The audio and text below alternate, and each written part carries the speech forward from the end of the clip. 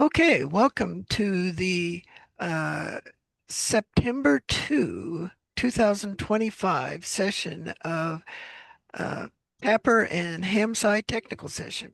My name is Dave, KB0S, and this week I've been compiling and rebuilding K9Q on some of my B-links that are not Whisper Daemon and trying to experiment with getting multiple radio Ds working in the same um, phys space without uh, colliding. So I'm making some progress, but still some things seem to not work. Anyway, that's what I've been working on this week. Uh, Next on the list, we have Nathaniel, W2NAF. Go ahead, Nathaniel. Thanks, Dave. It's been a busy week like usual. Last week started classes, and then on Friday, Jonathan KC3EEY and Elmer N3AGE both came over to my house, and we spent the day working on VLF work. We're trying to resolve the situation where make sure the VLF is electromagnetically compatible with the HF system and vice versa. So I think we're making progress on that.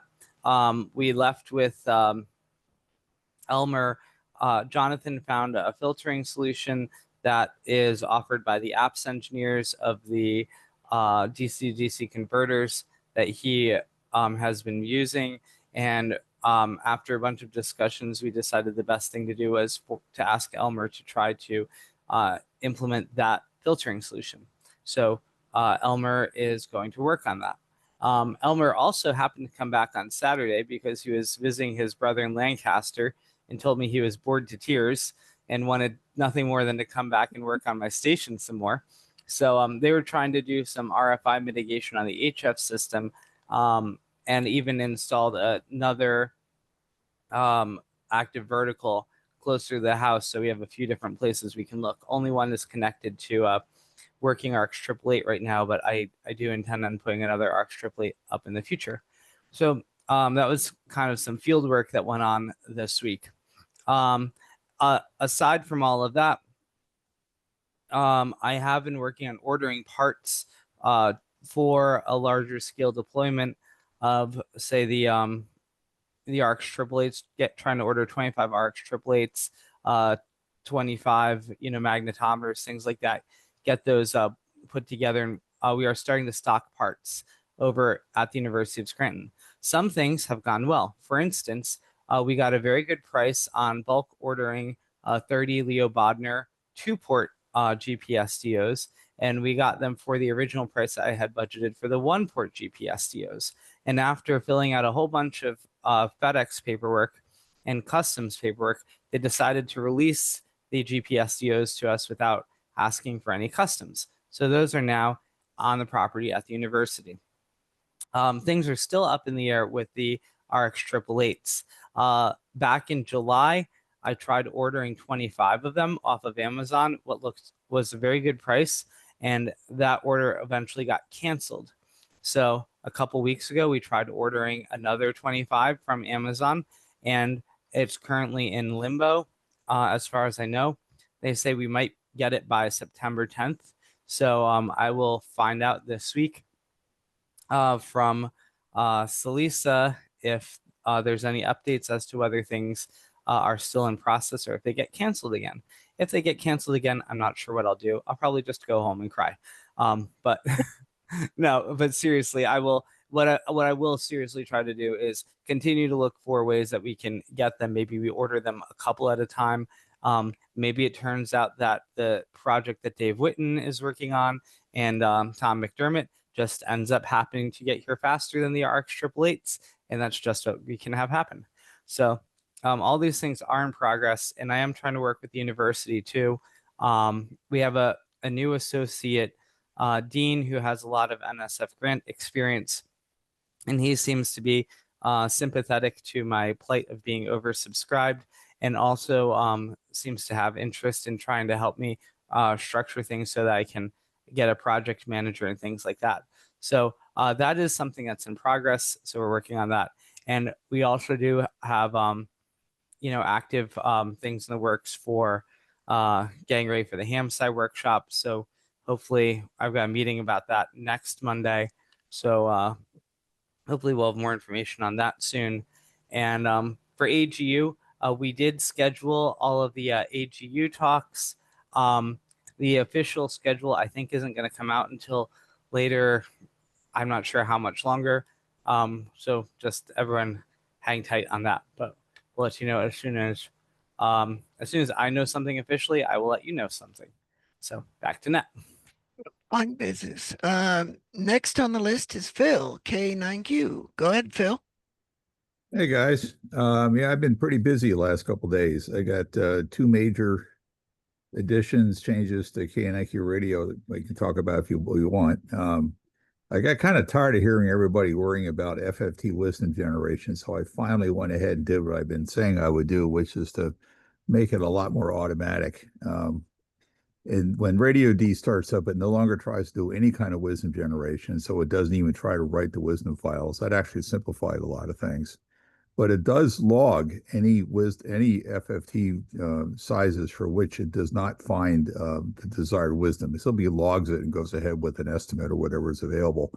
And then you can take that list, sort it, run it to unique, pull out the ones that are, that haven't already been generated, and pipe it into another utility I created called FFT Gen, which will go ahead and generate that wisdom, but it'll do it with locking and a lot more care than the existing FFT wisdom generator. So I think that's made it a lot easier now. And more recently, in the last night or so, I have been playing with beam steering on the Phobos. The Rig Expert Photos SDR is really designed for VHF, UHF with a quadrature mixer, but you can also use it in the baseband direct sample mode. You can get two separate A to D inputs. And what's cool about them is that they're synchronized. So you can take two inputs and do a phase coherent sampling up to 50 megahertz sample rate, 25 megahertz RF.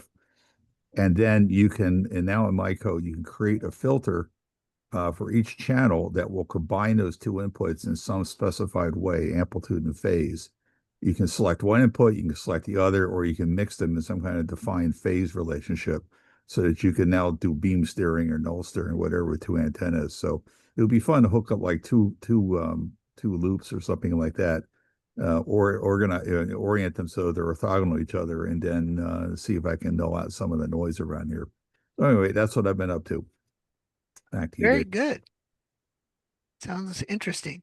Next on the list, let's see. We'll go to Clint, KA7OEI. Go ahead, Clint.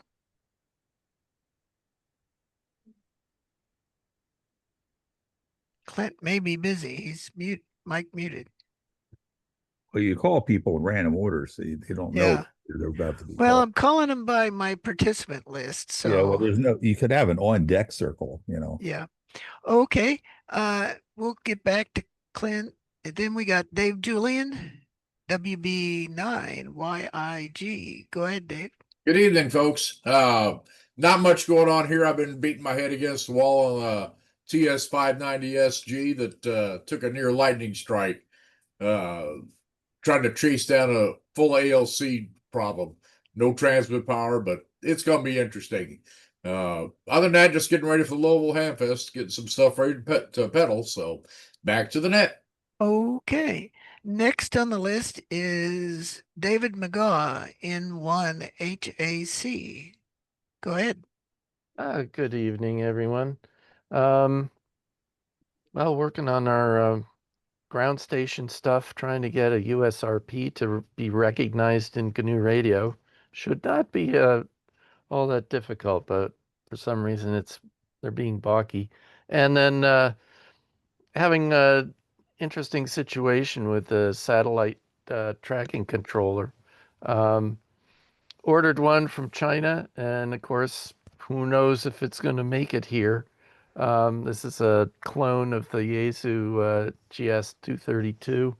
Then I realized there's an online design using an Arduino to do the same thing, so maybe we'll just homebrew one. And then wondering what we're going to get for this geomagnetic storm tonight. I think I saw it get up to KP of 6 already, but haven't seen anything further than that. Of course, it's cloudy here, but we'll see what we get. Back to net. Okay. Next on the list is Jim K4BSE. Jim? Guess he's listening. Or maybe not listening. Oh, there he is. Yeah, I'm sorry. I forgot I was muted and mercifully you couldn't see my picture. Anyway, I've got the HamSCI, the broadband Grape One monitoring on my side here, and it does look like there's been some interesting things happening in the last hour or two. So maybe it's coming. Let's see, not a whole lot here. I did give my a HamSci based update to the club here last Thursday evening. That seemed to go pretty well. And otherwise, really, he's not been doing much in ham radio. Back to net, K4BSE. Okay. Next on the list is Jonathan KC3EEY. Go ahead, Jonathan.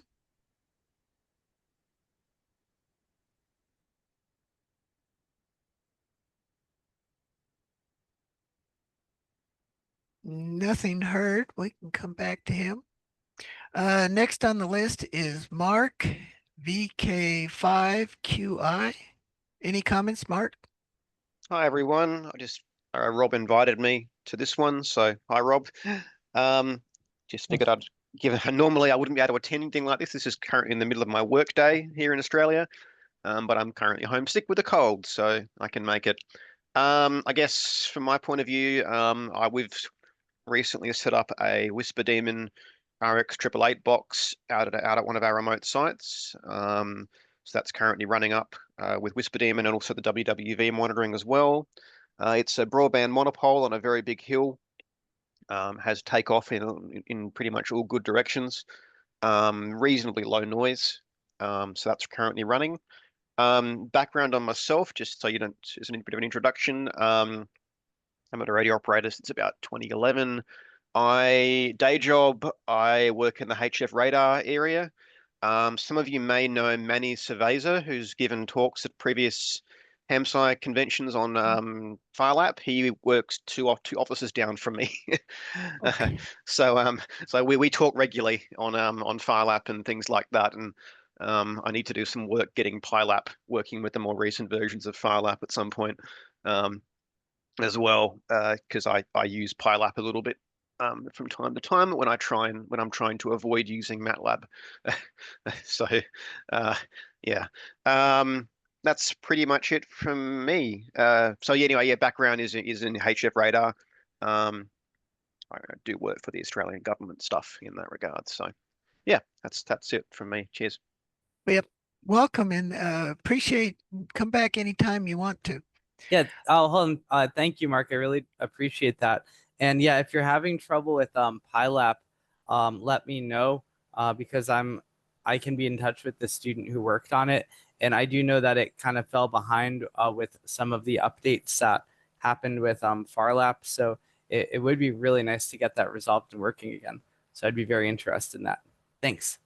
Yeah, at some point, my intent was when I get time, the ever elusive availability of time to do stuff, it would have been to submit a PR to make it work with the most recent versions of FireLap. But again, I just haven't had any time lately, so Yeah. too busy. So I'm too busy with other stuff. I do understand that, but if you do get to submit that PR, I would be very grateful. And thank you for your interest in it. Okay. Next on the list is Scott in 5 TNL. Go ahead, Scott. Hey guys, no progress to report this week. I'm busy with work and family stuff, so that's it for me. Okay. Then next is Tom McDermott, N5EG. Go ahead. Okay, good evening, Dave, everybody. Still working on the layout of the quad receiver board. Thanks for all the hints last week about via in pad. And it turns out that the circuit board supplier can do that. Basically, you take a surface mount pad and you replace it with a via, and then they fill that via with conductive epoxy and then copper plate the top of it to again make a pad that can be surface mounted, but it's connected to the via that's underneath the pad. I tried changing the board geometries. The board shop said they can't handle my 45 micron trace spacing. So I had to rip up all the routing and change the pre-preg thicknesses, and I'm back to trying to get some layouts to work. I've got it to the point where I can get one trace between rows of pads, and that's pretty limiting. So it's a challenge. The geometry is on the connector is really very fine. So still in layout, and but I learned a bunch of stuff over the week. So the advice from last week was really great. Thanks. Back to the group. Okay. Well, next on the list, we called on Clint. Clint, do you have any comments? He's still there, but doesn't seem to have any comments. Then we have Rob Robinette. Comments? Yes, well, I wanted to follow up on Mark's work. It's really a superb site, and I just wanted to share with you a number of things. One of the things we were able to do, I mean, he stimulated me to work on lowering the power consumption by reducing the processor frequencies. And his machine and several others now are running. The B-Link itself is, peak frequency is 4.4 gigahertz, but the power consumption, if you run at that, which is the default setup, is about 40 watts. But the CPU is so more powerful than we need, that it's very practical to use the features of Linux and the CPU to lower the peak frequency. And by doing so, I've been able to configure Marks and several others where the peak power is about 23 watts and the average power is perhaps 20 watts, and that includes the R888. And the CPU temperatures go down dramatically from 60 to 70 C down to 50 to, I've seen some that are in the 40s.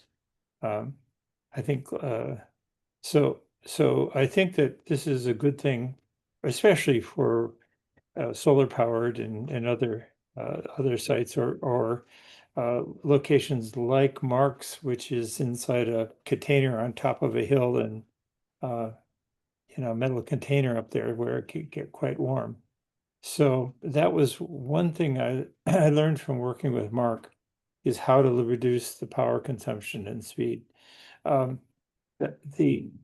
very surprised by the quality of the reception he's getting from WWV down there in Australia. He has.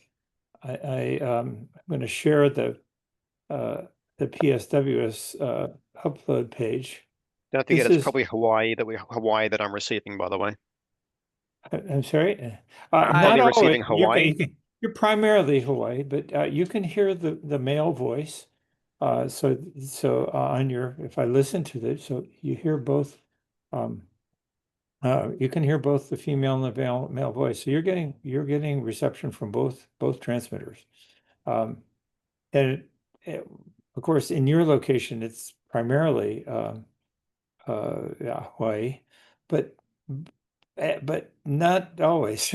So these are surprisingly, if you go up, we're seeing you get 25 megahertz reception. This must be from Hawaii most of the time. We could tune to it right now and listen to it, but Hawaii does not have 25. It doesn't have 20 either. Really?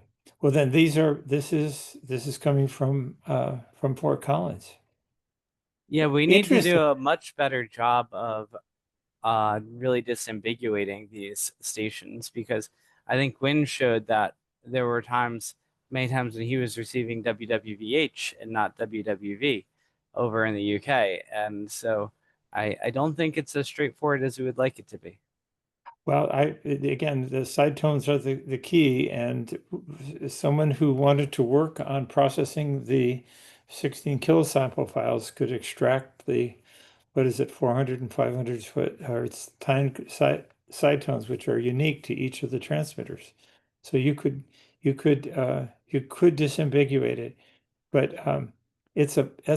the files are there. So it's a software only project. Just analyze these WAV files and extract them and extract each of them uniquely. One other interesting thing is, Mark, if you notice in the 25 megahertz trace, there's when the primary carrier goes away for much of the Local day. noise. Local noise. I can almost guarantee it's going to be local noise. There are. How could you have local noise that is stable within 1 or 2, 3 hertz at 25 megahertz? What Yeah. is I mean, it would seem that way, but I just, and you notice it does shift at times. So I don't know. It could be. And it's unique to 25 megahertz. So as you can see in the strip chart, it's unique to 25. So Yeah, I'm not sure. I can't pin it down to anything else, but there's definitely some local noise sources on the site. There's other stuff in the rack with GPS blocked clocks as well. So yeah, well, don't know. Okay, well, yeah, it's very possible there's something in your facility that has a 25 megahertz clock, but yeah, but it's offset by 1 hertz typically. Yeah, anyway, that's here's 15 megahertz, and you can see, I think there's weeks of analysis work. Gwen Griffiths, G3ZIL, looked at this morning and said there's weeks of interesting things to learn from these strip charts. Anyway, excellent site. I don't think I have, here's the live view of your, I'm just amazed that I can hear 2.5 megahertz out of, I guess it's coming from Hawaii, because I can hear it. I can hear the woman's voice if I turn it on. Let's see if, not right now. It's not there, but there is at other times of the day. Wrong time of day. It's currently local day, so delay will be killing 2.5 megahertz. Yeah. So interestingly, well, you are now pretty far up in the top spotters list. I was surprised you have a bank of AirSpy HF pluses, right? That are also decoding and posting as ARG-2. And I'm surprised that they're not basically equivalent to the 888s. I commented on this, and I think it's because the way that I'm not decoding type 2 and type 3 messages. I'm only decoding type 1. This is a big difference. This is not there's only perhaps 5% of the spots are that difference. I was going to show you let's see if I have no, there's your last hour of what you've been receiving. But if I go back to here and do I can't, I have to do it on a different computer. The head-to-head that shows there's a good 50% difference in the net total SOC counts over 24 hours. And not that many, that is not the difference, cannot be ascribed to the difference in missing type 2s and type 3s. There's I'll have to do some more analysis of the logs, but that's all I could think of. Other than that, they should all be running off they are all running off the same antenna. Anyway, it's a wonderful site. I don't think there's much more I need to do to support you there, but if you need, I did, as you see, I've turned down your your CPU freeze. Your most of the cores are running at 1.4 gigahertz, and then the two cores that run Radio D are running at, I think, 2.1 or something. I think most of the time. It's so I would expect it's consuming. You can see your CPU in this. Oh no, are you seeing this? No, you're probably seeing the web page. But if I look at the TMUX terminal window, your CPU is running at 40 degrees C right now. So it's anyway, I think it's a great site. So that's the primary thing I've been working on other things too, but that's what I wanted to talk about to follow up. I'll send it back to. Mark and I had a cross mode QSO the other night. He called me on 20 meters. I heard him fine, and I spoke back to him on on Signal. I don't know if that's a first, but well, I think you have a lot of noise in your actually, I was hearing by way of WA2N. He could hear a lot better. Okay. 20 meters was really open the other night. I mean, all around. Yeah.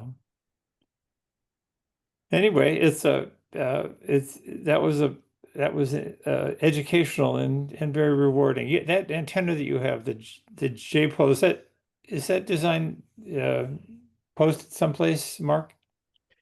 Okay, so the antenna is called a J-Dart. J-Dart, yeah. You won't find much about it online apart from a paper from DST Group, who I work for. On the AREG website, I'll post a link in the chat on this thing. I have a somewhat redacted, not redacted, that isn't the right term, somewhat simplified, that's the right term, simplified drawing of the design of it. It is very, very, very simple. There really isn't much complicated about it. It is an equivalent of a broadband monopole. It's only about 8 meters high. It has a lot of ground radials, which help a lot. But anyway, yeah. I'll post a link. Well, actually, I've just posted the drawing in the chat. Yeah, there isn't much to it. That antenna was designed. I'm going to use the term designed quite loosely, but it was intended for use in oblique ionosonde reception, and also transmission as well, in some cases too. So that's predominantly what it was used for, and we just happened to have a whole bunch of them in kit form spare at work, and I approached work and said, hey, can I have one for a community project? And they said, sure, here you go, and threw me a whole pile of aluminium. And hence that's why we have one of these antennas at the site. Is it there? How many wire vertical elements are there? Well, they're all joined together. Yeah. It is the best description. There's kind of four. There's the center mast. There's spreader arms, and you're only seeing kind of one plane of it. But there's another thing 90 degrees from that. They're all just joined together. If everything is right, the SWR is better than 2-to-1 from 7 megahertz up to about 50 megahertz.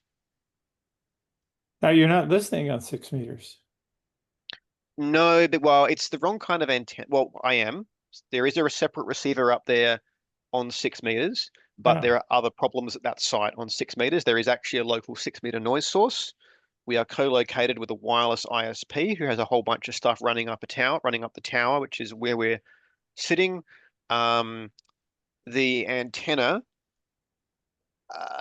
isn't very good at 6 meters. I'll put it that way. The pattern becomes extremely loby at 6 meters. It's not well suited for it. We need to put a better antenna up there for 6 meters. We'll probably put up a halo loop antenna, but again, we have to get away from the noise issues. So hence why 6 meters is not a priority for that site. Yeah. I mean, we do have Clint and Glenn are both using, antennas that do run up through 6 meters and have locations where they can do that. And Clint in particular, I think, has a separate antenna and combines the feeds from it with the feeds from the rest of his antenna systems. to achieve pretty good results on 6 meters. But my feeling has always been you're better off with a separate antenna and a separate receiver. AirSpy or RPI one, one of the other SDRs that goes up for is optimized for VHF and UHF reception is probably better than trying to just span the whole spectrum. Now, is there what has kept kept you from going down to lower frequencies below? Sorry, I don't want to derail the conversation. If there's other people that need to talk in this section, let's let them go, and we can discuss this one later on. Okay. Yeah, well, I'm usually the last person because I drag things on. So, but I'll send it back to see if somebody else has somebody else. Go ahead, Dave. Well, back to you. I think I've called on everybody. I called on Clint. He hasn't replied. So at this point, we're open for general discussion.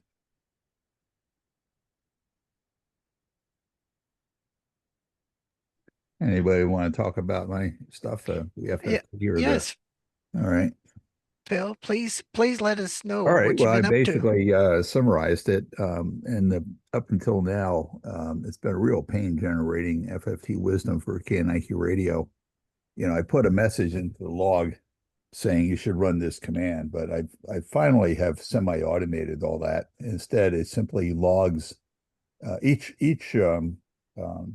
size that it can't find adequate wisdom for, it simply pens it to a file, fairlib KNIQ radio fft.log. And it is just, for example, COF 5000 or COB 200 or something like that. So you can just run that through the shell command sort and unique, which will pull out one copy of each. And then you pipe that into this new command I wrote called FFTgen, and it will just go through each one and update each one. And it's careful to protect the file. Every time you do one, it'll update after every one, unlike the existing one that's packaged that only does it at the end, where you very easily lose all your wisdom if you're not careful. So that really makes things a lot simpler. And the other thing I did, like I said, in the last day, is I've been playing with the Phobos, which has has direct access to two A to Ds, because it's primarily designed as a VHF UHF SDR with quadrature mixers, which allows you to get much wider bandwidth than you can with the TV tuners and like the AirSpy. And they give you kind of as almost as an afterthought direct access to the A to D inputs. They call them HF1 and HF2. You can use them any way you like. You can use them in an external quadrature mixer if you want, or you can connect two orthogonal antennas to them and then do some playing with beamforming. So I know people have been talking about that. It does sound interesting. It's time we started getting that more widely done in ham radio, especially in the lower bands where it's hard to put up any kind of antenna with passive gain. And so I'm giving you the hooks to do that. It'll be up to everybody else to actually play with and see what you can do with it. But the basic hooks do seem to be working. You can plug in two antennas and then tell each channel how to phase those antennas together. You can do that. Each channel will have its own separate phasing. So you could have you can use the same antennas, listen to different channels, and each channel would be combining the antennas in a different way. Usually to steer and all against some noise sources. Around here, I got a lot of noise sources. And rather than go outside and just manually steer the loop around, I think I'll bet two of them and try to do it this way. Hey, why not, right? More technically interesting to just go outside and twist an antenna mast. So, but it seems marvelous, Phil. Really marvelous. And in principle, couldn't you just have the same band phased 4 different ways and basically have 4 different channels, each pointing in a different direction? You can have as many channels as you want, all sharing the same antenna. Yeah. So the way it works is the output of the Phobos is still treated as complex. It still goes into a complex FFT. But I introduced a new type of output filter per channel filter called a beam, which is kind of like complex, except you can now specify those those complex weighting factors for combining the two channels. And in special cases, you can say, just give me antenna input 1 or antenna input 2 and reject the other one. I just checked that just now with the pseudo germinator. I'm seeing well over 60 dB of isolation, probably better than that. So the math actually works. It's a trick you do when you want one channel or the other. You combine the two, the in phase and the quadrature, either with or without running through a complex conjugate, and the one you don't want will cancel. But in the general case, you put in complex weighting factors, and it'll combine the antennas in whatever phase you like. And just as if you had an actual antenna that you were steering around, you can point the nulls and the peaks, the beam in any direction you want. So this will work only with 2 antennas right now, but if anybody ever comes up with an SDR that has multiple inputs all synchronously sampled, I'd be ready for that. Well, Tom's doing that, so he's Yeah. got the 4-channel Yeah. under development. The As only way long as they're synchronously sampled, that's the hard part. Yeah, they're synchronously sampled. I'm using a quad channel chip. There's one clock to the chip, so all the channels are clocked on that one clock. Okay. Yeah. That actually may be a challenge for me because right now I just have a single chain. It's complex, but if I go to 4 inputs, I'm going to have to add 2 more channels. I have to add 2 complex FFTs, or maybe 4 real ones that are all synchronized in such a way that you can combine them once you're at IF. Yeah. The what I've been looking at is to get the 4 channels, the samples, and then use some linear algebra to do the processing. Well, that's basically it.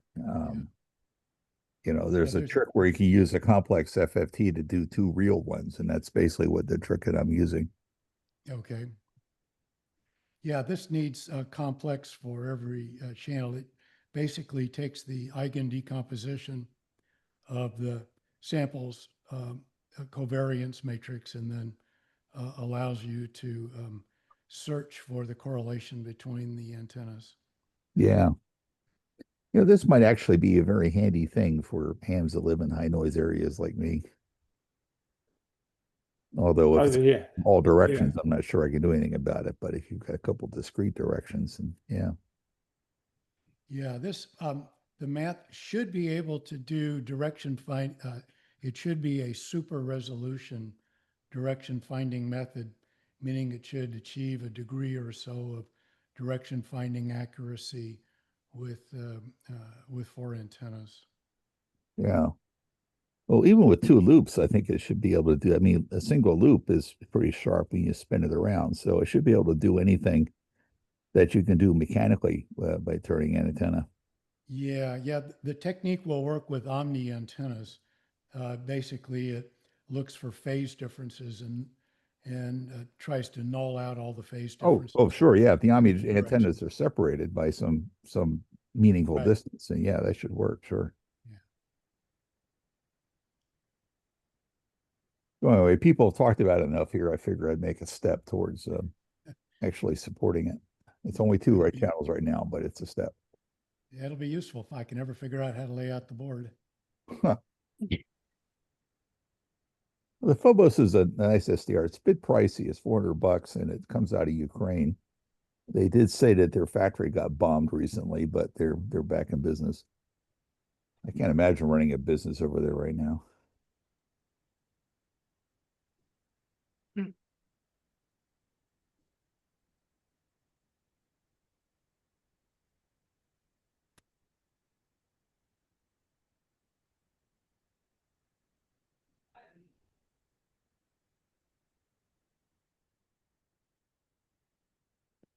Well, Phil, I just since there's a gap here, did you understood what happened at DP8 or whatever, DP7 down in Antarctica? DP0? DP0, is it? I mean, forget. last I looked, they were running okay. What's going on? Yeah, what happened is that apparently you were aware of this. I was not until in May. Is that if K9Q radio restarts but the PCM record does not, PCM record no longer gets the multicast stream. Oh, this until- one. Okay. Yeah. Yeah. I mean, So- I set up my own stuff so that every time the radio D restarts, it comes from a different UDP source port. And I distinguish sessions by tuples that include the source port. So basically what it looks Yeah. like is one session stopped and another one began. And Yeah. just start a new file. If that's not happening, then I need to look at that. But that's how it's supposed to work. And it does seem to work here. Every time I restart Radio D, all the right things seem to happen when I use my PCM record. Well, mine works now, but I get a gap because you restart Radio D and you have independent control of it at that site and others. If you restart Radio D, previously Whisper Demon just sat there and waited for PCM record, and it would never hear the new stream. So it would never hear the new stream. So it was when Glenn identified it, and that's a problem not just when you restart Radio D, but Ubuntu chooses to restart the whole does a service network restart when there's any change on any network port. So that forces all of the everything changes. It restarts all the port numbers and so on change. Yeah, So I wasn't aware there was still a problem. I mean, when I do something down there or anywhere, I'm just doing a tail on the FT8 log, and I miss one 15-second cycle, and then it's back in business again. Yeah. Just Well, work. I don't watch. I wait for the end of each 1 minute cycle, and then I say, oh, it's not there. I haven't got it stopped. It stopped, or it's not there at all. In which case, I then just kill the existing PCM record and start a new one. But that's new code I added recently, and what that wasn't running at DP0. So I updated the code to do that. But that's Okay. not just, it's not unique to restarting Radio D. It's a problem that can occur under other conditions. Yeah. So anyway, it's addressed now in code Good. that I implemented. Okay. I just hadn't been installed. I don't really go to those sites. I depend upon you to look at DP0 and VY7 and Well, I whatever it haven't is. actually paid much attention to Whisper stuff because that's your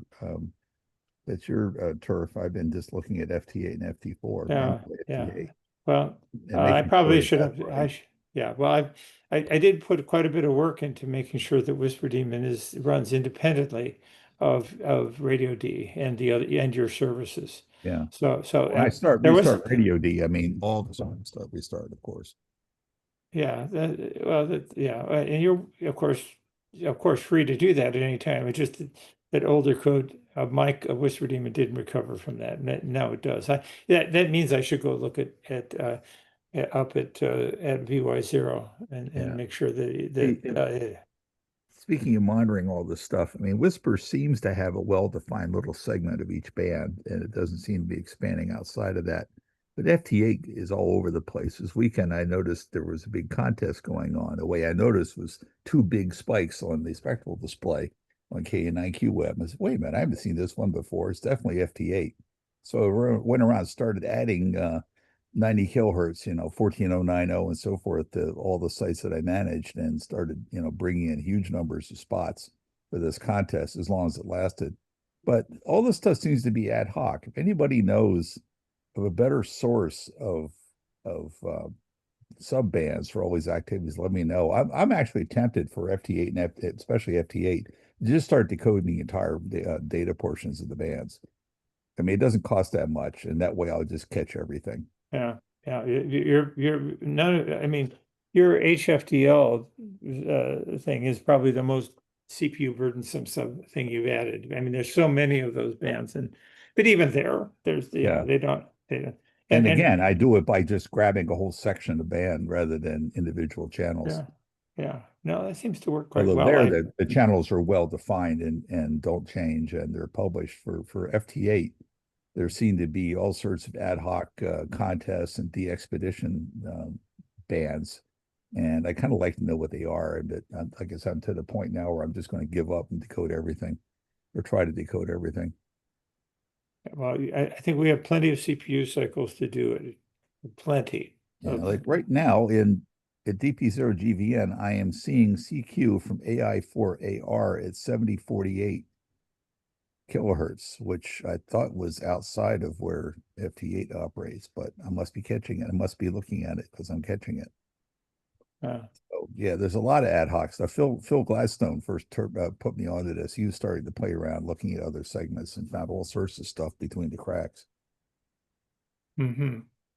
Well, I want to get that it is all. I want to get it all. I mean, this is a vacuum cleaner. I want to get everything. At least all well, the fans are still open. it is. It's amazing to see it all come in, and anyway, well, that's And still see that's good anyway. Anyway, yeah. anyway, I mean, I was trying to communicate to you in our chats that I believe at this point that that Whisper Demon is staying away from your services Thank you. on the machines that we run together. If you okay, I occasionally I did modify the DP0 to assign the CPUs, the radio D That's CPU. okay. That's okay. Okay. It's we have to, as this project matures, we have to come up with better defined ways of dividing well, configuration files so things don't get stepped on when updates are made. yeah. That was Well, my whole reason for setting up yeah. this subdirectory structure so that you could have one file find the Whisper segment and I could change something else and it wouldn't collide, or you wouldn't have to merge two separate configuration files each time. Well, I did implement code that does look into those individual files to find the sections that I feel, if I to validate that the sections that I'm that Whisper Demon is What we using. have, what we probably should have standardized file names for each of those sub configuration files. Whisper.conf would be an obvious one, and then that's just a file that you maintain. And I don't touch, I just include it. Yeah, well, those I never change, although I have updated them to include for the 8-meter band now. Okay. But other than that, and of course I go in. Whisper Demon goes in and looks at the whisper.conf in that one file, looks at it to verify that that it's in float format, that the sampling is float, and that's pretty much. And you probably don't have much reason to change that because, as I said, the Whisper subband seem to be pretty stable. It's FT8 that is all over the place. Yeah, I never touch anything there. So I think we're pretty much disconnected, pretty largely disconnected, apart from the CPU affinity. But that doesn't mean that that there isn't a bug someplace in my code where I go in and modify your configs. But to my knowledge, I don't do so. It's certainly my intention. I'm also seeing and learning that it's probably a good idea not to try to configure a system file, a service file for each site to pull that kind of stuff in from an environment file, which you can then, maintain. That seems like a good thing. Although for security reasons, they don't, you often have to modify a service file because they don't allow anything by the hardwired path, for example. Yeah, I don't think there's any way to avoid putting the CPU affinity in the service file. I think that because it probably right.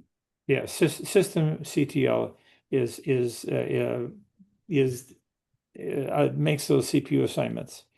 So and I believe that if once they're assigned by system CTL, you cannot assign things outside of that, outside of the pool, the pool of allowed CPUs. I always can if you're root. What I mean is, if you can't read those assignments from a file, if they have to be in the service file, then so be it. Yeah, that's the only ones that's the only one is the CPU affinity. It's so. Yeah, the service files are really paranoid in System D about any kind of indirection that somebody might use to exploit an indirection in the service file to do something, breaks the security model. Yeah. That's why they only allow absolute path names for executables, for example.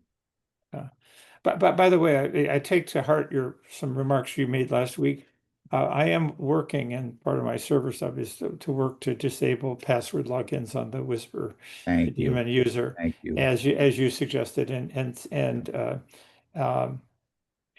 harden the well, I'm not, but that certainly made sense to me, It would also be nice if at least some of the systems had their own network 44 addresses. Then I wouldn't have to always go through my laptop. For example, if I'm copying files around, sometimes I want to do it from a system other than my laptop. Then I have to stage the files on my laptop because my laptop is the only machine that can talk to these sites. That's the one that has the WireGuard tunnel up and so forth. Yeah.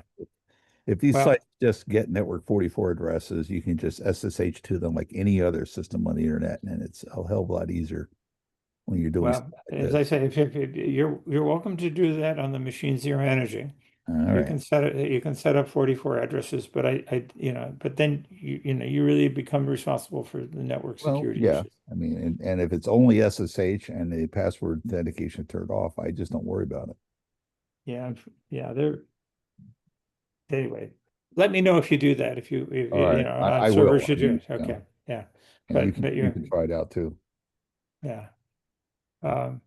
I mean, what I have works well for me and for others. But you're welcome to set up access in ways that works for you.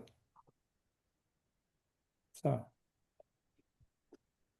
well, let's see. We haven't heard from Clint.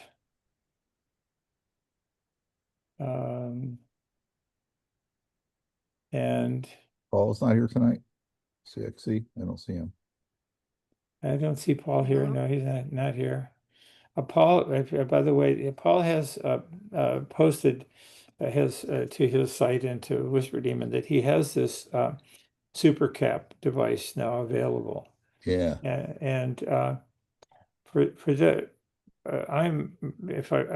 I hate to, if I can get somebody to pay for it.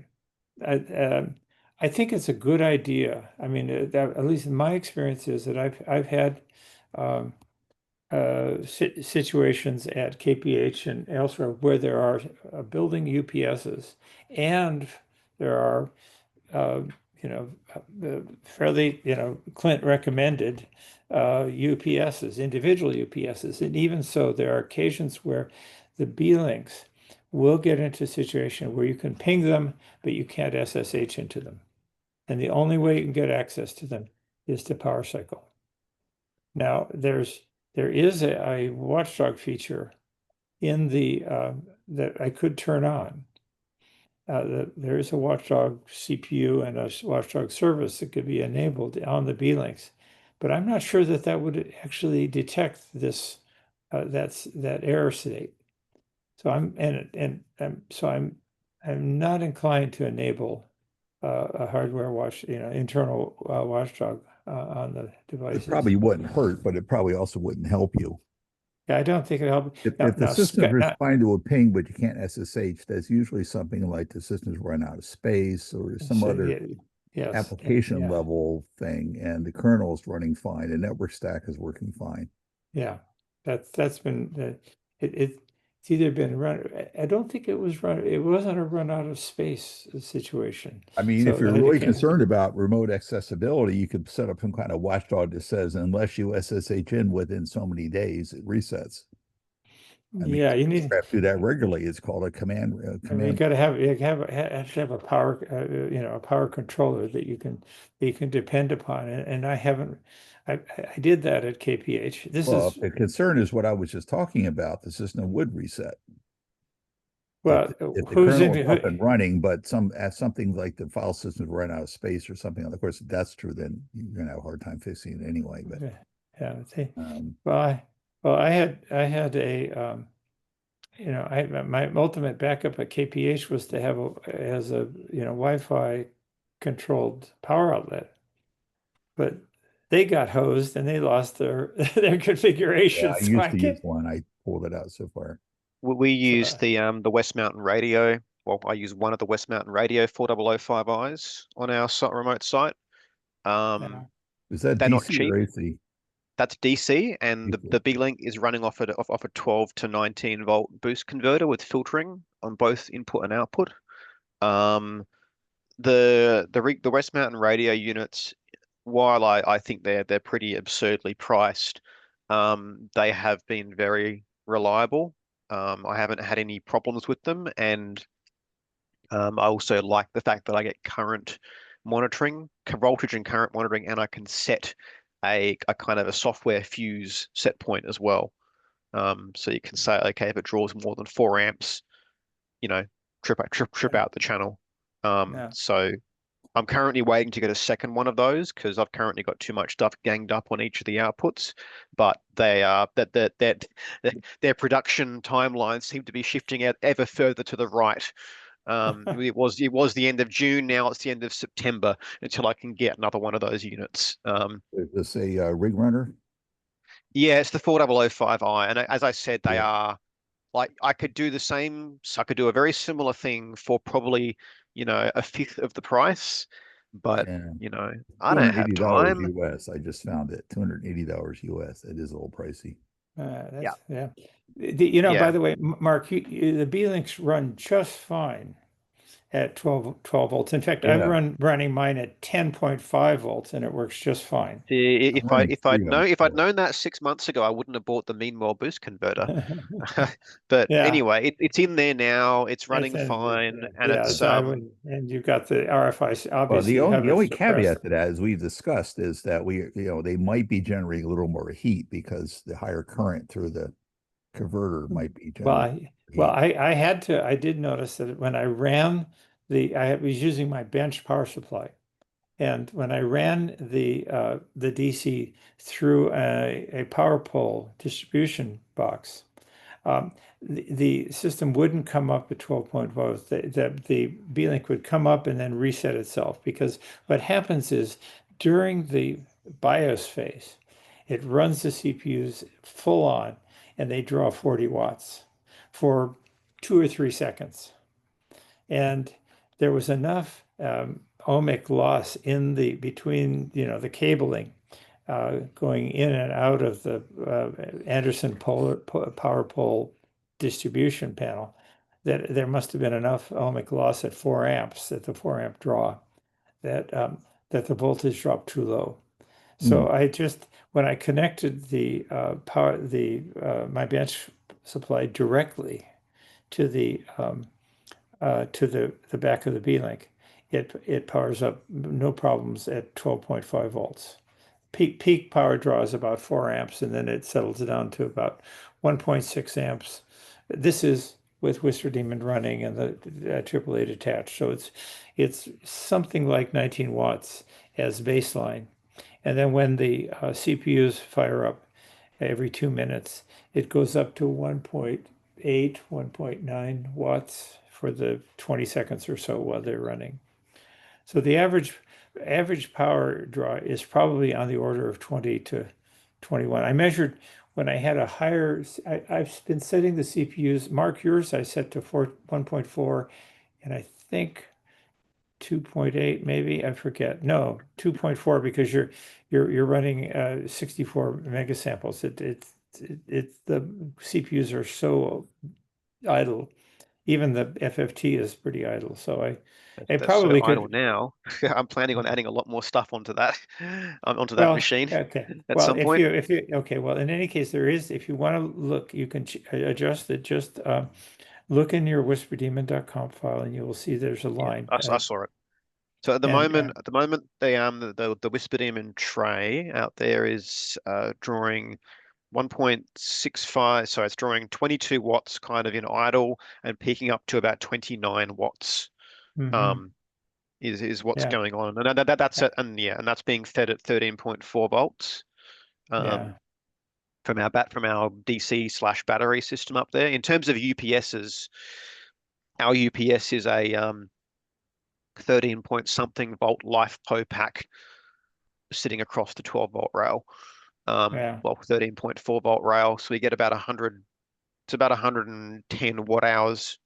Sorry, watt hours? Sorry, no, 110 amp hours or so of battery backup. So it's about 10 to 12 hours Mm-hmm. of battery backup at the site until it drops and the BMS cuts the output. But It's Yeah. good enough to ride over the occasional power outages we get up there. Because Well, we're at the end of a very long single wire earth return line, and the single wire earth return network up that way does trip out and also gets turned off in on fire ban days, on high fire danger days. They just cut power to the yeah. entire area because it's just Yeah. too unsafe. Oh, yeah, So, that problem in spades here in California, although Yeah, I don't like know. that I here. would, Yeah. well, but yes, no, I'm pretty happy with the power consumption. My only intent, so the intent with that machine is that I want to move a few services onto it. I've already got APRS running on there. But we also currently have SSTV skimmers running off the AirSpy stack. I'm going to experiment with moving those onto that machine as well.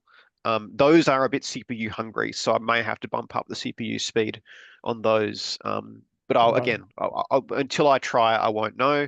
So yeah, yeah. we'll see.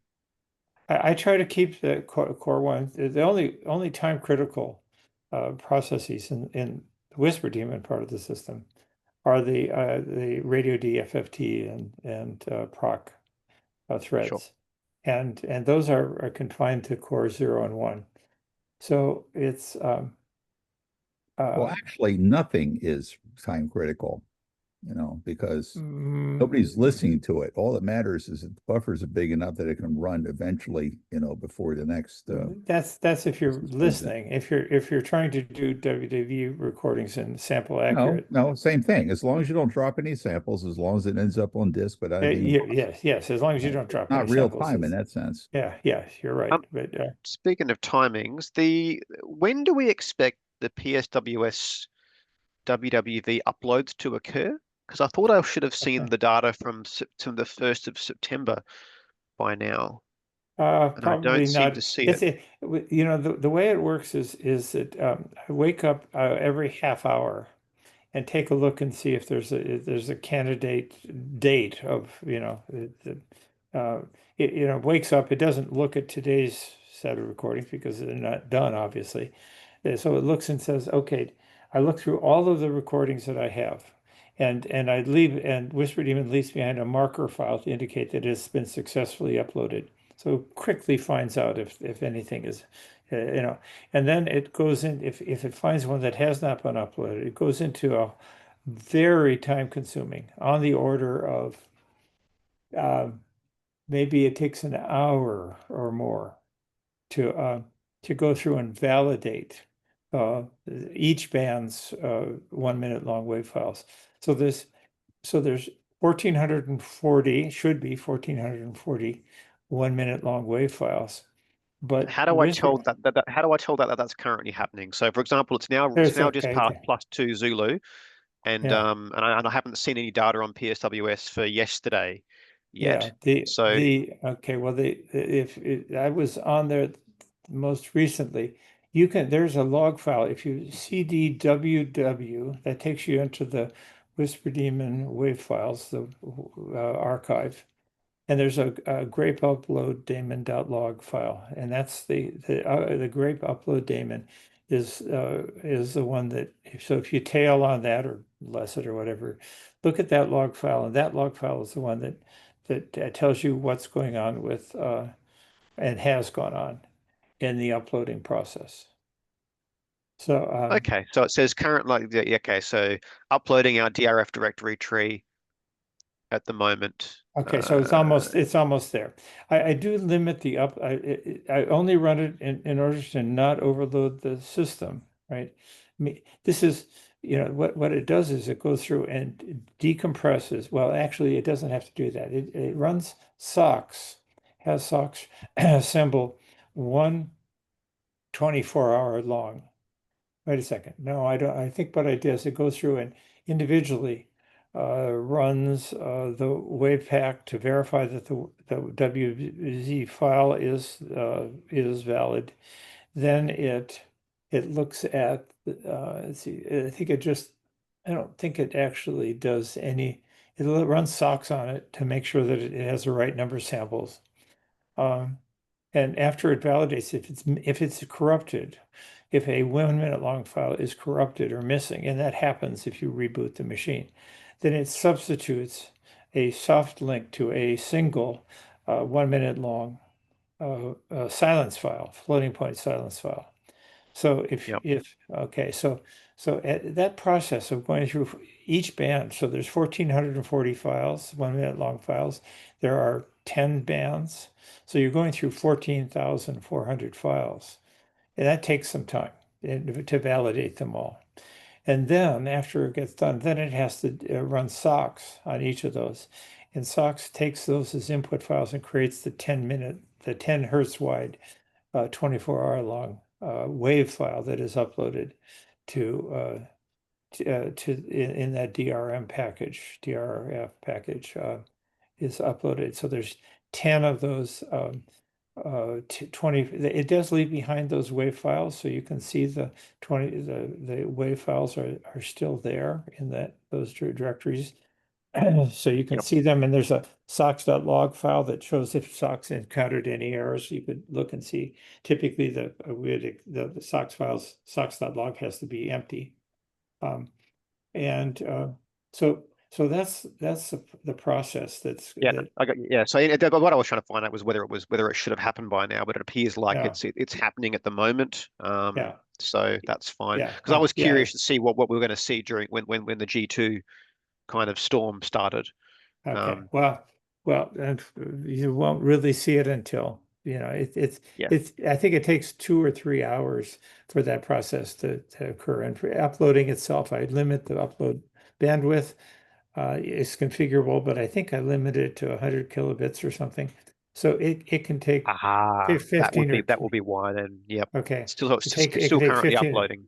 Yeah, I just didn't want to, Clint was the one who has a very limited upload and didn't want to interfere with the listeners who are, depending upon high-speed access. I to do as things. well. We've only got 20 megabits a second outbound, and when we have all the Kiwi SDRs at the site loaded down, Yeah, that can use a nice chunk of that along with the AirSpy traffic and everything else. So yeah, yeah. no, Oh, that's good. okay. And now I understand. So now I know that I shouldn't expect to see data until about plus three or so Zulu. Yeah, Cool. something like that.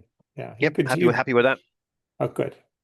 Okay, I gave you too much detail on why. But anyway, I just wanted to know when to expect to see data. So okay. now Well, I understand. it depends upon the configuration, but typically it's 2 to 3 hours after Yep. 0. Cool.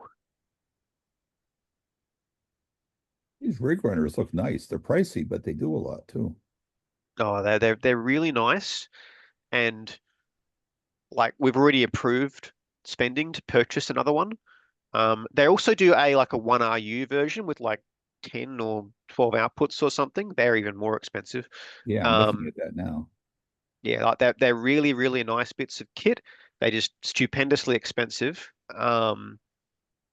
Yeah, that's the downside. But I have a AC powered, web controlled AP power strip that I'm not using, but it had a feature where that you could set it up to ping or do other SSH or other things to wherever, and it would use that as a trigger of power cycling an outlet. If so, you could configure each port and say, I want to power cycle this port if I can't ping the device on that port, or I can't. I don't know if I could do SSH. I think it was just pinging, but that was a nice feature. I just I'm Yeah, but tempted to. as you said, I've seen cases where I can ping a machine, but I can't SSH into it. Yeah, I've seen that more than once, and so yeah. Yeah, I don't have you seen that? If you ever see that at KPH or KFS, let me know because sure, yeah. okay, because I want to do some upgrades out there, but When it to happens the to me, it's usually because I've run a file system out of space or something like that. I can't remember all the reasons yeah, exactly. yeah. Mark, you might consider if you attaching an external hard drive to your system, and you can put the wave files, the grape data off onto the rotating media, and one of the reasons for it, of course, it's a lot cheaper and larger storage space, but it also separate. That is, there is a configuration. You're configured for this that those WAV files, Whisper Daemon, has code that will flush the oldest wave, grape recordings. It records the oldest raw wave files get flushed if there's not if there's by default if there's more than 75% disk file system usage. So at sites at KFS and KPH, we have external hard drives of 15 terabyte at one and a 5 terabyte at the other. And there I set it to 95% because I don't care if it gets too large and somehow overflows that file system. It's not going to damage the root file system, not going to produce that lockout. So that's what I was going to suggest when you expanded your volume size. Well, an alternative would have been to create another logical volume dedicated to the grape recordings. Yeah, a bit late for that now, probably. But anyway, Yeah. we may be able to plug in an external drive up I don't know. there. Do you I have think- LVM? Yeah, look, Yeah, well, I'm not so concerned, honestly. Okay. It isn't like the site's completely inaccessible. I can get to it. Uh, Mhm. but yeah, I might add another drive. Might just hang an SSD off of it. If you do, let me know. I'll help you. I mean, it's trivial. You basically have to. You have to just mount it and create a symbolic link. Sure. The subdirectory, the wave dash archive subdirectory, just needs But to be a these, symbolic link to wherever you're putting it. these B So- links I've been putting in additional SSDs, so there's at least two in there, and then putting them under LVM so I can do RAID between the two of them for the important stuff. And then I can plug in external. If I need a lot more storage, I can plug in external drives, but terabyte, couple So terabytes. earlier on, you had a comment about low frequency stuff at this particular site. One of the reasons we haven't done that, at least not yet, is because the swirl line going to the site does produce quite a lot of noise in the LF kind of range. Mhm. So when we first came onto the site and found this problem, we found that we were getting receiver overloads because of that noise. So we had to high pass filter. Yeah. Hence the 1.8 megahertz high pass filter at the front of the entire system. So look, there's a possibility that we may be able to do it up there, but it would probably be with a different antenna. It wouldn't be with the monopole we're currently using. I think we'll probably set up a loop antenna or something to do that band. But even then, I'm not entirely sure how it will go. We haven't looked at LF noise recently. It's been a couple of years since we investigated that again. So in that time, we have had the power company out there doing some work on the power lines. They did some work on the insulators for us, but yeah, it's still uncertain. Anyway, so we haven't been focusing on LF up at the site. So No. yeah, Well, maybe in the future. Yeah. Glenn's single N6G single antenna system, the high Z mode goes down, it's a active vertical dipole.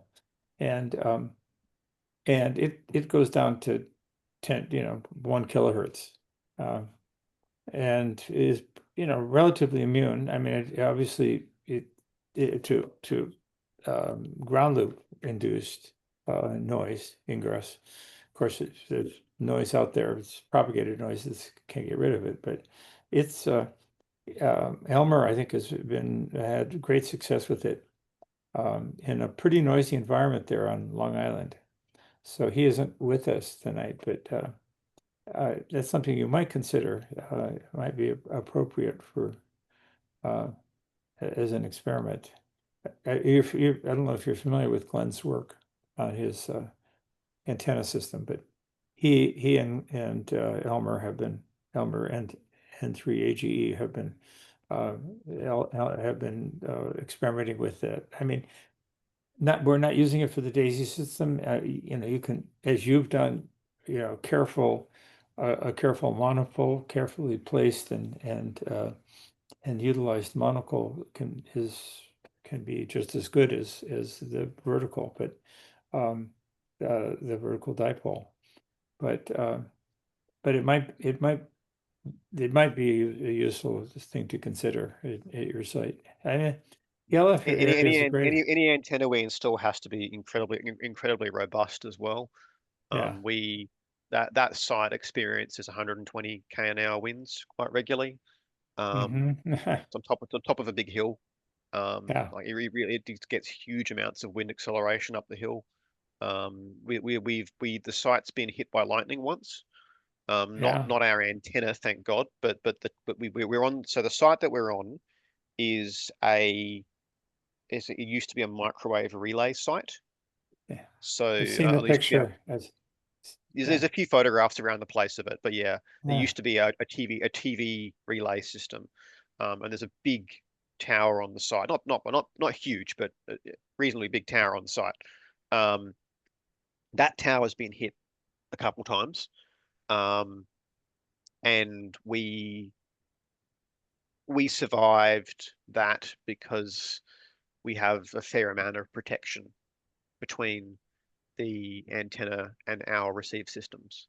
Like there's a static bleed at the base of the antenna, like a 50K resistor. Then we have a spark gap at the input to the container. We have a gas discharge following that. And then after that, we have a transient limiter system, which actually clamps the voltages to about plus minus 4 volts. 4 volts, something like that. Which is a bias diode arrangement. I haven't got the schematic for it handy, but it's a bias diode arrangement running off of plus or minus 9 volts, and that's kind of our last line of defense.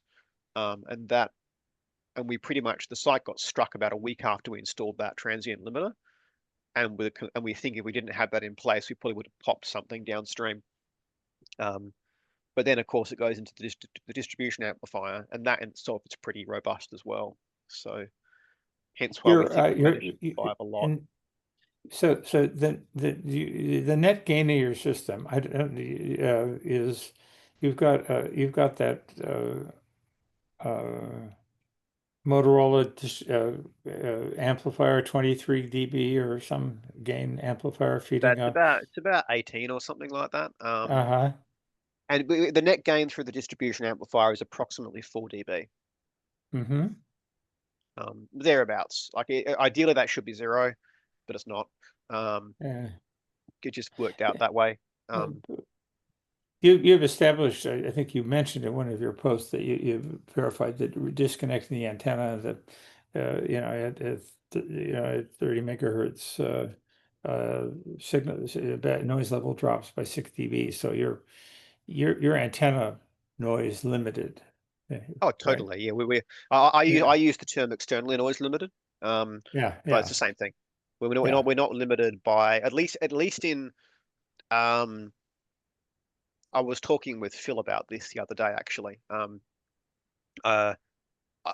Yesterday, I think I actually did see the system in a mode where I reckon we might have just barely been internally noise limited at 28 megahertz.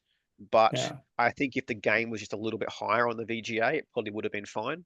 Because I think it was kind of sitting at the bottom end of the AGC kind of range. So it might have just needed a little bit higher. So I actually asked Phil yesterday, I think he's done it now, to expose the controls for the AGC upper and lower range in the configuration, so they can be adjusted. Because have you tried that? I haven't tried it yet. Sorry, Phil. I just haven't had the time. So again, I work with direct sampling receivers a lot at work. What can I say? We use a lot of direct sampling receivers. We've dealt with the whole, the whole dealing with gain management on direct sampling receivers on the HF band is, I'm not going to say it's a solved problem, but we've got a pretty reasonable solution to that. And the way we handle gain management, and our AGC set point's a lot higher than what you're currently using. So our set points are somewhere in the range. It's still based upon A to D level. That is true. That's for the most part, it's A to D level based. We're targeting about -7 to -12 dBFS. Oh, well, And this is about ensuring that you're externally noise limited. And that target is based upon obviously a front end with adjustable gain, etc. And it really depends. I've been waiting for you guys to discuss this. Yeah, it's fun, hey. And a lot of that comes down to, I mean, we accept. So there's the slow AGC, which can be very, very slow. I mean, in practicality, you could not change the gain at all in the daytime. You could probably just run flat out gain and not worry about it because you'd be fine. It's only during that kind of transition through sunset and then back into sunrise again when you really have to make these changes. But gain changes are made slowly based upon A to D level, but also triggered based upon overloads. So if they see a run of overloads from, say, lightning or whatever it may be, that triggers an immediate decrease in gain. Now here's a question. What use does it serve to respond to lightning? Well, it's a thresholding thing based. It may not be based upon lightning itself. It might just be a long run of overload.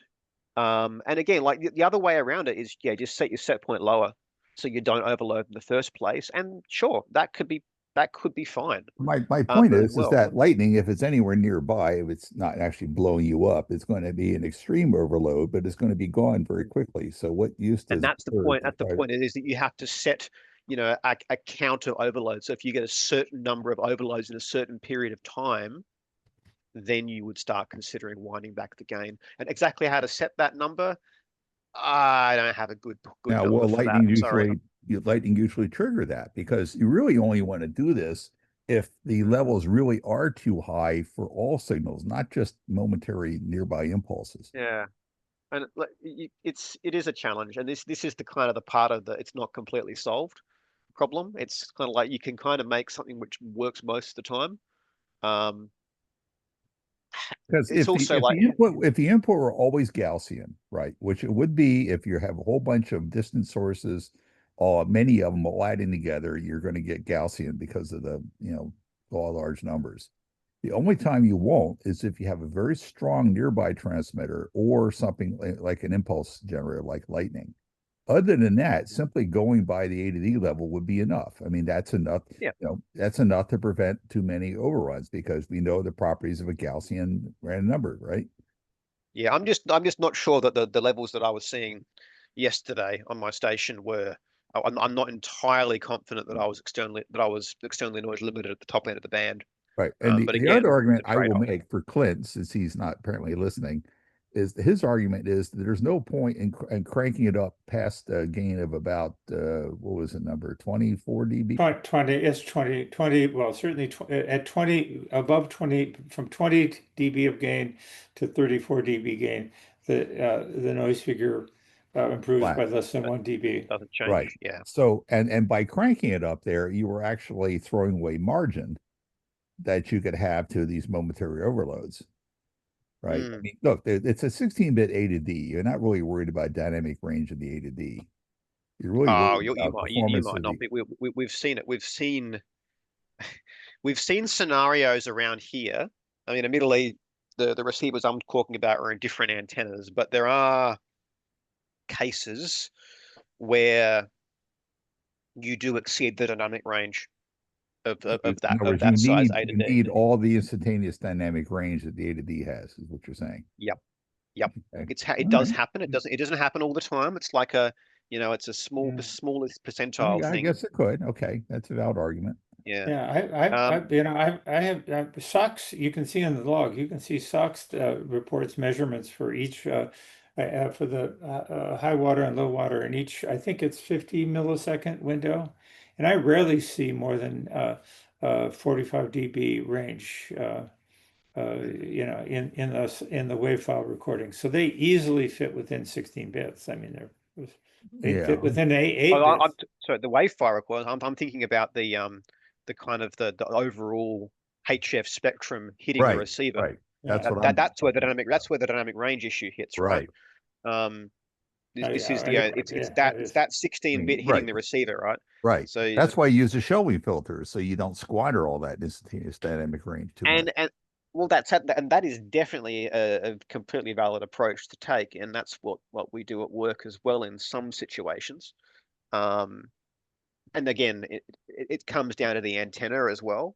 So I mean, I think as I mentioned this last time we chatted, I mean, the antennas that are used on Jawn are kind of tailored, so they drop off in gain at the bottom end of the band, Right, with the intent of lowering the levels of those strong signals, which can affect the dynamic range.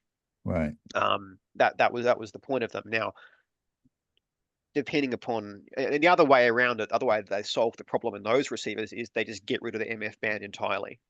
Yeah. Right? Yeah, there's Yeah, a high that's pass filter. probably your best bet. You If you're not interested in you that, get just rid of it. remove Yeah. remove MF entirely. The thing is, even with that filter, in at least in our area, and particularly with an antenna with directionality towards the north, which is what the Jawn antennas have, because they're doublets, which have 4 directionality pointing towards, well, north-ish. We Right, have the shortwave broadcaster problem, right, right.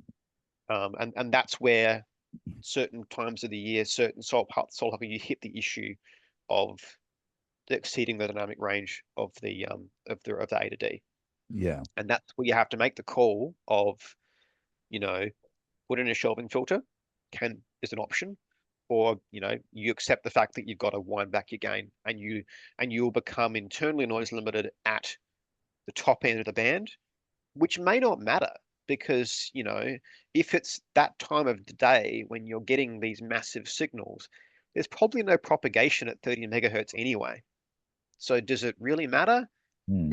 Probably not. At least not for that application. However, we're in kind of a special situation with what we're doing here, in that we're in what we do is amateur radio operators. We're not targeting the dominant propagation modes. We're looking for the sporadic, the short-lived, the weird propagation modes where it is 9 p.m. at night, yet somehow 10 meters is open to some weird country halfway around the world, right? So Right. so we do want to try and make our receiver externally noise limited at 30 megahertz at the same time as all this other crap is going on in the HF band. Yeah. Like, we're interested in more than one hot propagation, I guess is what I'm getting at. Because obviously 30 megahertz, because for a radar receiver, you're interested in that first hop, right? To where you're trying to surveil. Whereas what we're trying to do is receive everything all at once. Different kind of target application, which is why it's a little bit more complicated for what we're doing. So anyway, personally, I just want to play around with those AGC set points and see how we go. So thank you for enabling that. That means I can have Sure. a bit of a twiddle with those numbers and just see how it behaves. And I let need me to write know if you find numbers to work better than the defaults. I'd be happy to put but again, I don't think the same numbers are going to work everywhere in the world. Yeah. It's going to be different depending upon the antenna system, the filtering arrangement, your local or your geographical area's RF noise environment, or RF noise and RF large signal environment is more appropriate to say that here. Yeah, I think it's going to be different depending on where you are. But Oh, I yeah. kind of Yeah. know from our experience at work that in my area, certain numbers may work better. And I will admit the architecture of the RX 888 Mark II is surprisingly similar to one of our previous generations of direct sampling HF receivers. Like, Well, yeah. I mean, very, very, very, very similar in terms how of many what's ways can used. you do these things, really? Well, we moved away from VGA chips. We moved away from attenuated chips. We moved to discrete amplifiers and attenuators with relays to switch between them. Yeah. Well, if you We can don't. afford them, yeah. We did it that way because the IP3 is better, Sure. effectively. It's drastically better than what those VGA chips can do. Okay. And we cared a lot about IP3. Okay, that here's we're a data seeing. point for you. Right now, it is just sunset. It's just gotten dark here, so I'm right on the gray line. The strongest signal I am seeing is at 690 kilohertz at about minus 28 dBm. That is a border blaster right across the border of Mexico. The next strongest signal I see is a spur at 30 megahertz that is at about minus 65, minus 55 or so. That's what I typically see. Which is telling me, even with a shelving filter, I need more AM attenuation. But yeah, your mileage may vary. And this is where I think and this is where that spectrogram is really useful, I think. So having this information that we're discussing right now. So what I'm working towards is just logging out the RF gain and the A to D values over time, just Yeah. to see kind of what range it covers. But like I'm watching, KA9Q web right now. If I had, say, looking at what I'm visualizing right now, I don't know what the resolution bandwidth of what I'm seeing is at the moment. It doesn't really matter. It's good enough. It says 20 kilohertz actually, but anyway, fine. If I took, say, 30-second long snapshots or 30-second long blocks of data and then took like, a median, a minimum, and a max hold in that 30-second block for each FFT bin, and then plotted that as separate plots over time, that would tell you a lot about what your receivers are seeing over time, over diurnal variation. Okay, that's So useful to know because I could put those features into the spectrum.c. Right now, I'm throwing away a lot of information. They're doing some max hold stuff inside KNIQ Web, but that's not the optimal place to put it because a lot of oh, information yeah, has already been thrown away at that point. I would visualize this as being done as a separate application, to be honest, where it just takes that feed of spectrum data and then with Ah, some user configurable kind of averaging period, whether it be, it depends upon what kind of data volume you want to end up with. Whether it be 30 seconds or a minute. I'm currently doing something like 2 minutes off the Kiwi SDR, doing the same kind of thing. And then produces a data point, for that, whatever that block of time is, where you have the entire FFT data calibrated as you've done to the input of the receiver, and then you have your median and your minimum hold, which is useful for figuring out your noise floor, and then a maximum hold type thing too. And you produce 3 plots. So yeah. you produce 3 spectrograms and then from that you can start making interpretations about, what is the maximum signal level that I saw Okay. All right. over the Tell me how I should do this filtering to produce these 3 numbers you want, and I'll be happy. Oh, I mean, it's literally like you grab data over a time period, and then When you say max, do we mean any one sample? I mean, is that what you really mean? Yeah, sure, why not? Well, I don't know. It could be a lightning Because impulse. it'll totally pick up lightning. I mean, you And how long do you want to hold that? Do you want to decay it? I mean, how does that work? Yeah, I'm not sure about the best way to deal with that part of it. That's what I'm asking. Yeah, doing this kind of thing as a running thing, I would deal with it separately as kind of like I would gather 30 seconds of data, and then in the kind of the time domain of the FFT output, do a max on that frequency. But Well, I'm getting there's other frames ways of 50 dealing with it. times per second. Okay, I'm getting Yeah. 40 hertz bins every 20 milliseconds. Tell me what to do with them. It's a lot of data. Let me think Tell me about what to that. do with It is. Yeah. You really have to reduce it down a lot. Exactly. Let me think about that a bit more because all right. yeah, because this kind of thing is a great way of. I think this is an excellent visualization of how a station is like. You and I go look at the waterfall display. That's at a single time a day. We can't go and look at the waterfall 24/7. If we can kind of get this kind of compressed version of that waterfall data over the course of, say, 3 days, it tells you a lot. Like it really tells you a lot of information about the site. I mean, you've seen the spectrograms from my site before, right? So yeah, this is what I'm seeing. It's very different. Yeah, you got a lot of local noise, so Yeah, very exactly. different. Well, Um, also a couple spurs, which I believe are harmonics of 10 megahertz from my other reference. Because I have two reference signals floating around. Yep. This one's running on 27, but I also have a lot of 10 megahertz floating around. I'm seeing a stir harmonic. I tried notching it, by the way, but it's very slightly unstable. I don't think the two outputs of the Leobodna are exactly synchronous. They seem to move around a little bit. So as you can see, those spikes are pretty tall. There's one at 30, there's one at 40, and there's one at 50. And so obviously they're all harmonics at 10 megahertz. Even if I take those out, though, AM broadcast band, look at that border blaster down at 690, Yeah, minus 28. you definitely need something Yeah, I need more something to going knock on that there. out. And this is with one of the Paul's Shelby filters. Now, I do have an additional AM filter I could throw in there to just take it all out or take more of it out. Yep.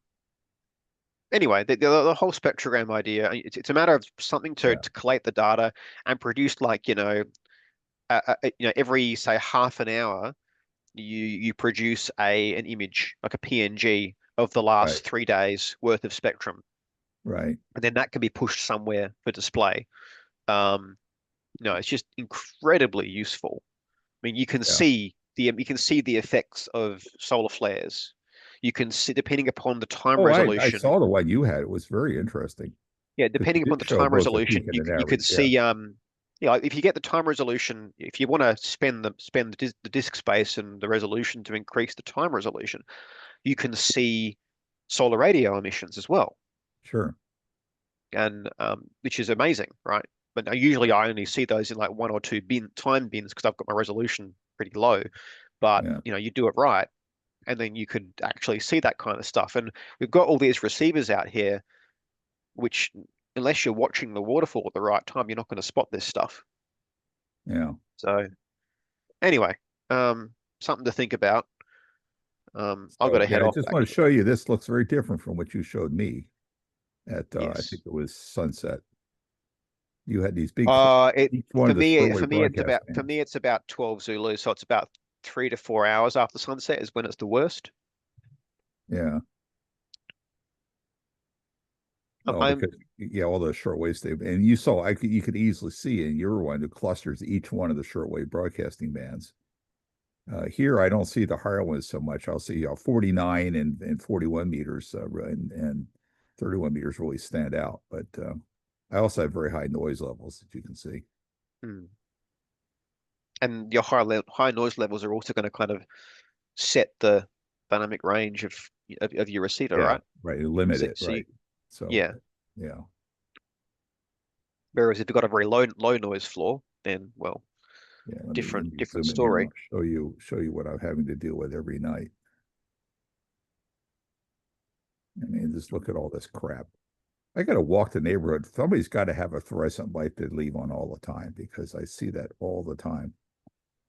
It'll be an LED. It won't be a fluoro. It'll be an L. It'll Well, it be looks the space in there is roughly 20 kilohertz, and that's about the frequency of a complex fluorescent ballast. yeah, possibly. But that's Anyway, almost all the time. So that's why I get really jealous when I see like Wayne W2N. He's out in the middle of nowhere in North Carolina. I see his site, and it's just noise, thermal noise, nothing else. Well, lightning, but yeah, right now I'm watching the waterfall from my site, and I'm seeing the swirl line noise. I'm seeing it, yeah. Oh, I want to quite a ask bit you more about. now. I've never had to deal with a swirl line. I mean, I'm curious if you've tried, how do you characterize it? Because I can imagine the mechanisms that are emitting it. I mean, you've got this big magnetic moment between the wire above ground and the earth that is going to be generating like a big loop antenna. And It's discharge across the insulators is what it comes down to. oh, it's not the well, but how is that radiating? It's radiating because there's a Oh, loop yeah. antenna that's formed, right? It's radiating down. Yeah, like with there's a number of ways. It could be radiating down the pole. So you got a big vertical antenna. The Is the poles, pole if you want to steel think of it, or is the pole steel or concrete? steel. Well, Steel. sorry, both. Okay. Steel and concrete is the answer. Okay. So they're kind of a quarter wave. Like, you can think of it as a quarter wave monopole at some frequency. Oh man. Um, Yeah. So there's those kind of problems. I'm trying to find the video. So we had them come out. I'll post a link to this video in the chat. It's a pretty incredible video, actually. So we had guys out there working on the insulators live. So these are guys that are trained to work on the 19 Right. kV stuff with it energized. Right. So there's a guy in a bucket, and what he does is, so the insulators are comprised of 3 glass discs, and the joints between them are what they call clevis joints, and they corrode, and you end up with this kind of discharge across the joints. Right. And that is what produces, or that is What, a just spray 'em contributor with to the deionized noise. water? No, they actually go and shove these wire brushes, which they cover in conductive grease or silver loaded grease. I think this is actually copper loaded grease, not entirely sure, but something like that. They shove that into the joint. And there's a video that I posted. I'm sitting there with a shortwave receiver listening to the noise. And when you hear the guy shove the thing into the joint, the noise just disappears Wait a minute, completely. these are joints where? I mean, you're talking about insulators, right? You're putting silver Each inch, loaded. but the insulator has to have, there's this metal arrangement which joins them together. Yeah, it's a bit weird. It seems a bit weird, but it's how they work. Yeah. And there's enough kind of capacitance across the insulator, where that you do get some discharge through it. And anyway, if you Okay. listen to the video, you hear exactly what I mean. All right. Um, Send me a link. it's in the chat. It's in the Zoom chat. Um, Oh, Anyway, so that's one of the contributors to the noise. So right. there are likely other mechanisms as well. For example, we are aware that depending upon the earthing around the terminating line, you can get kind of mixing stuff going on in the ground, Yeah. and that can cause issues. But from our experience, it seems to be mainly insulator driven, these issues. Yeah. Um, What kind of ground connections do you have yourself for your antenna system? the base of the tower has a very large copper ground network. Okay. And I'm thinking about its orientation relative to the nearest transformer that's pumping currents into the ground. Well, and there's all that kind of issue as well. Yeah, I mean, There's thinking about ground, the gradients. so many moving parts to Yeah. this system. So many moving electrons. Okay, yeah. But anyway, it's an ongoing battle. We're trying to figure out which pole it's coming from, and we're going to get SA Power Networks out there again to do some work on the site. But in general, the noise is mostly constrained below 6 megahertz, unless it gets worse in summer when it gets really dry. Um, and it also Ground increases connectivity briefly gets. during rain as well. But it's just the fact of life of living with Yeah. a 19 kV line coming into your site. It is a bit of a shame, but I'm just it is what. surprised they're allowed in Australia because in California they don't even allow grounded Y-fed primary systems here because of the poor ground connectivity. They And don't allow most of them. the U.S. Hmm? They don't install them anymore. All of Yeah, these systems I'm talking about were built in the 80s or the 90s or earlier. They stopped installing new single wire earth return systems beginning in the early 2000s. yeah, that late, huh? Well, Yep. So, and um, that's the reason why we still in the have East one there, because Coast, this site was built in the 90s. the East Coast of the U.S. and actually much of it, you'll often see strings coming off of primaries that have just one wire at the top, but it's returned through a grounded neutral, which is also shared with the secondary of the transformer because we have biphase service lines here. Mhm. But in California, you'll never see that. In California, there's always at least two primary wires with the transformers wired in delta. And I've always assumed that's because of California's dryness and the high earth connectivity. Well, I mean, Australia is a lot like California and the climate. So I'm surprised that they were able to do that at all. Yep. I believe the Earth networks at the terminating poles are pretty robust. Yeah. Like I'm not entirely sure what's involved, but I'm presuming it's a lot of wire underneath the ground. But no, anyway, all I can There's say no is wire sewer underneath lines. the ground. Well, I mean, there's wire from each transformer, but the point is, if it's earth return, there's no wire back to the. Yeah, what I mean is that there's a requirement, there's a standard on the kind of the resistance to Earth to the greater Earth, as Yeah, measured through multiple probes. The way they yeah. do normal Earth I measurements, mean, there's a otherwise a kid requirement could on walk that up to value. this. Otherwise, a kid could walk up to one of these poles and get a shock. You know, I mean, it's Yep. yeah. Yep, exactly. So anyway, that seems to be in either way, they're common around here. They're when they fail, they get replaced. But Yeah. replacing a swirl line with a two wire is a lot of work because it requires more poles. So we're not expecting to see this line getting Yeah, it just replaced. seems like a lot of work to avoid a second wire overhead wire to. Again, this is all historical. Like it's Yeah, back I in the know. I day read up what they on did. it after our last discussion. Yeah, Yeah. it's done. It was done here too. It's just isn't done anymore. And apparently it's never done in California from what I've seen anyway. Yeah. Cool. I need to go. I got to head into Yeah, work and me actually too. do I some need to go do some, too. I need to I'm spending the afternoon doing rad has measurements for some stuff, which will be fun. So All right. I'm your friendly local radiation safety officer. So Enjoy. Well, I promised my wife I wouldn't be on here too late tonight, so I will see you all. but Good good to talk to you, chat, Mark. everyone. And Good yeah, discussion. Nice. maybe I'll try and catch another one of these in the future, but we'll see how we go. Yeah, it's been fun. Yeah. Okay, Anyway, thanks, Mark. bye. Okay. Anyway, that was great.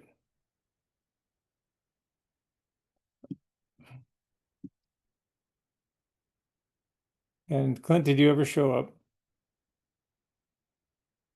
No.